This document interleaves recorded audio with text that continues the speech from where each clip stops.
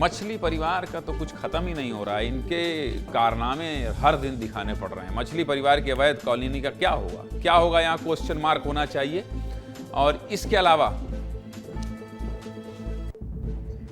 जो आम लोग रह रहे हैं उनका कितना नुकसान होगा ये भी आपको बता देता हूं। राजधानी भोपाल में लव जिहाद के आरोपी शारिक मछली की मुश्किलें कम होती दिखाई नहीं देती।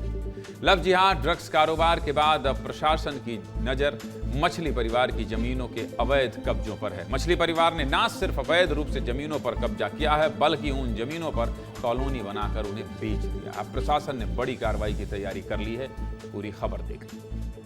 राजधानी भोपाल के कोकता इलाके में मछली परिवार ने सरकारी जमीनों पर अवैध रूप से कब्जा करके बड़ी बड़ी कॉलोनी बनाई है। प्रशासन ने अब इन अवैध कॉलोनियों पर कार्रवाई की तैयारी कर ली है। लेकिन जिन लोगों ने अपनी जीवन भर की कमाई से यहां घर बनाया है उनका क्या दोष, उनकी क्या गलती है। भोपाल प्रशासन ने इन अवैध कॉलोनियों का सीमांकन भी कर लिया है। मतलब कितनी जमीन पर अवैध कब्जा किया गया है इसकी नपाई हो चुकी है और इस नपाई के हिसाब से कितनी जमीन और कितने घर अवैध रूप से बने हुए हैं ये भी आपको दिखा देता हूं। देखिए, प्रशासन द्वारा चलाए गए सीमांकन के अभियान में राजधानी भोपाल के कोकता इलाके में करीब 6 एकड़ जमीन पर अवैध रूप से कब्जा पाया गया है, जिसमें 4 कॉलोनी बनी हुई हैं। इसके अलावा 40 प्लॉट या मकान ऐसे हैं जो या तो पूरी तरह से या फिर उनका कुछ हिस्सा अवैध पाया गया है। इसके अलावा कॉलोनियों के कनेक्टिंग रोड, मेन रोड का आधा हिस्सा, एक स्कूल, एक पेट्रोल पंप, यहां तक कि नगर निगम की सभी दुकानें भी लाल घेरे में हैं। लाल घेरा यानी घर, मकान और दुकान अतिक्रमण करके बनाई गई है।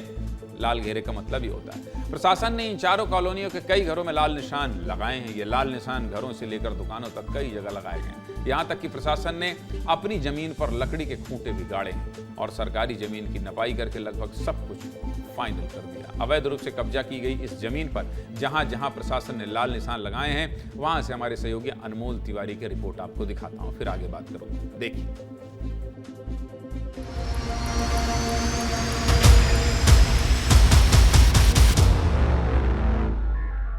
डायमंड सिटी कॉलोनी में लोगों के घरों के बाहर लाल निशान लगा दिया गया है। प्रशासन ने यहां पर सीमांकन के बाद लाल निशान लगाया है और आप देखिए ये एक 3 मंजिला घर है और इस घर के साइड में देखिए क्रॉस का साइन आपको दिखाई दे रहा है। कोकता बाईपास स्थित पशुपालन विभाग के 99 एकड़ की जमीन पर सीमांकन का काम चल रहा है। मेरे पीछे ये जो आप बड़ी सी कॉलोनी देख रहे हैं, इस कॉलोनी में भी प्रशासन सीमांकन करके घरों को चिन्हित कर रहा है और लाल निशान लगा रहा है। प्रशासन के सीमांकन करने के बाद कॉलोनी में जगह जगह लाल निशान दिखाई दे रहे हैं और इसके साथ ही जमीन पर खूंटे भी प्रशासन ने गाड़ दिए हैं। किसी का घर बन रहा है लेकिन इसके बावजूद अगर आप तस्वीर देखेंगे तो यहाँ पर देखिए प्रशासन ने खूंटा गाड़ दिया है। प्रशासन ने सीमांकन करने के बाद जो है यहाँ पर खूंटा और निशान लगाया है। प्रशासन के मुताबिक ये जो पूरा एरिया है ये देखिए अवैध जमीन है। यहाँ पर यह भी कहा जा रहा है कि मछली परिवार का भी जमीन पर कब्जा है, इसीलिए प्रशासन लगातार ये कार्रवाई कर रहा है। लेकिन लोग जो है दहशत में आ गए हैं, लोगों के अंदर डर बैठ गया है कि उनका घर भी कहीं टूट न जाए। ये सड़क आप देख लीजिए, ये सड़क आपको दिखाई दे रही है, काफ़ी लंबी चौड़ी ये सड़क बनाई गई है। कॉलोनी में बिल्डर ने ये कॉलोनी को बसाया है और इस सड़क को भी प्रशासन ने सीमांकन के बाद चिन्हित किया है कि ये सड़क भी अवैध जमीन पर बनाई गई है। जिला प्रशासन ने 4 दिन में 99 एकड़ जमीन का सीमांकन पूरा कर लिया। दरअसल पशुपालन विभाग को 99 एकड़ जमीन दी गई थी, जिसमें 50 एकड़ जमीन पर चारागाह बनाना था और 10 एकड़ की जमीन पर गोकुल संस्थान बनाना था। और इन्हीं जमीनों पर हेरा फेरी करके मछली परिवार ने कब्जा कर लिया। अब इन्हीं लाल निशानों को देखकर आसपास के लोग दहशत में, लोगों को डर है कि प्रशासन उनका घर तोड़ सकता है। हमने लोगों से भी बात की, क्या कह रहे हैं लोग, सुनिए। डायमंड सिटी और कस्तूरी कोर्टयार्ड में रहने वाले रहवासी परेशान हैं और डर में जी रहे हैं कि कहीं उनके घर पर बुलडोजर न चल जाए। देखिए मेरे पीछे अगर आप देखेंगे तो लोगों ने अपने मकान को बना लिया है और यहाँ पर लोगों ने किराए पर देने के लिए बोर्ड भी लगाए हैं। जिस समय प्लॉट हमने लिया था उस समय हमको बिल्डर द्वारा बताया गया था कि ये पूर्ण रूप से वैध कॉलोनी, अवैध नहीं है, तभी हमने लिया था। प्रशासन सिर्फ निशान लगा गया, बात कहाँ कर रहा है अभी प्रशासन? हाई स्टेक भी है, कानून है। हाँ, दुनिया में ऐसा नहीं है कि आपने नफ्ती करने को दे दिया और उसके बाद जो है तुरंत घर की तोड़ने की कार्रवाई चालू कर दी जाएगी।